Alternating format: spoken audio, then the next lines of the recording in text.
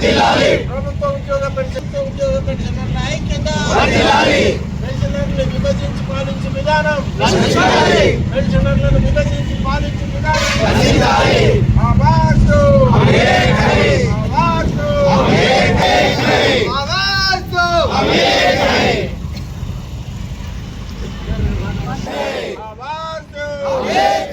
ప్రభుత్వ పెన్షనర్ల ఐక్యత, ప్రభుత్వ పెన్షనర్ల ఐక్యత.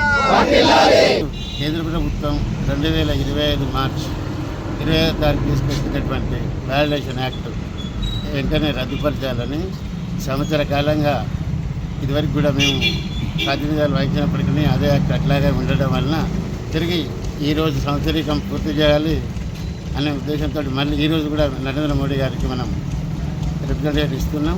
ఈ పెన్షన్ వ్యాలిడేషన్ యాక్ట్ లోపల ఉన్న ప్రమాదం ఏంటంటే 1/1/2026 తర్వాత పిఆర్సీకి ఎవరైతే ఎలిజిబుల్ ఉన్నారో వాళ్ళకే పిఆర్సీ బెనిఫిట్స్ ఇట్లా అన్నీ ఇస్తారు. అంతకుముందు ఎవరైతే రిటైర్మెంట్ అయినారో వాళ్ళకి పిఆర్సీ కానీ డిఎల్ కానీ ఎటువంటి బెనిఫిట్స్ ఉండవు అనేది ఆ నల్ల చట్టంలో ఉంది.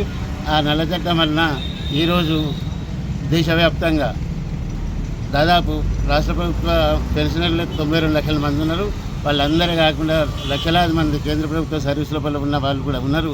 మరి వీళ్ళందరికీ కూడా ఈ జీవో ఒక గుడ్డలు పెట్టనే ఉద్దేశంతో ఆ జీవోని సమూలంగా నిర్వహించుకోవాలని, విత్డ్రా చేసుకోవాలని, తీసుకోవాలని డిమాండ్ చేస్తూ ఈరోజు ఆల్ ఇండియా పెన్షన్ ఫెడరేషన్ తరఫున ఒక పిలుపు మేరకు ఈరోజు భారతదేశం లోపల అన్ని జిల్లాల నుంచి కూడా మన నరేంద్ర మోడీ గారికి విజ్ఞాపనలు సమర్పిస్తున్నాం.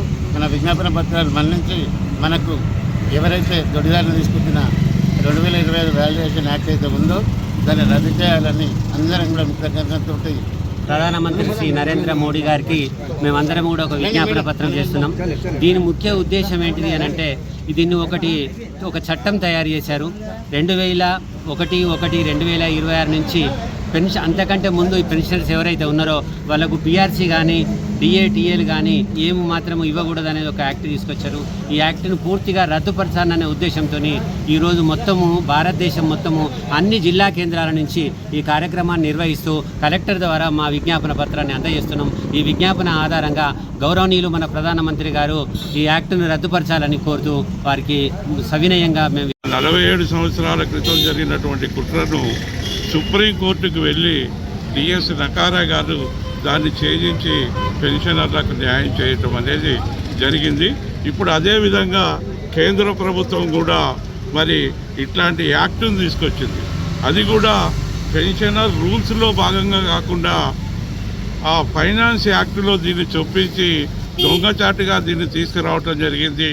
మరి దీనికి వ్యతిరేకంగా, ఎందుకంటే పెన్షనర్స్ ప్రయోజనాలు ఏవైతున్నాయో వాటికి భంగం కలిగించే విధంగా ఉన్నాయి కాబట్టి వీటికి వ్యతిరేకంగా ఈయాటికి యాక్ట్ తీసుకొచ్చి సంవత్సరమైన సందర్భంగా మరొకసారి all India state pensioners federation తరఫున మరి ప్రధానమంత్రి గారికి మెమోరాండం ఇవ్వడానికి ఈ నిరసన ప్రదర్శన ఏర్పాటు చేయటం అనేది జరిగింది.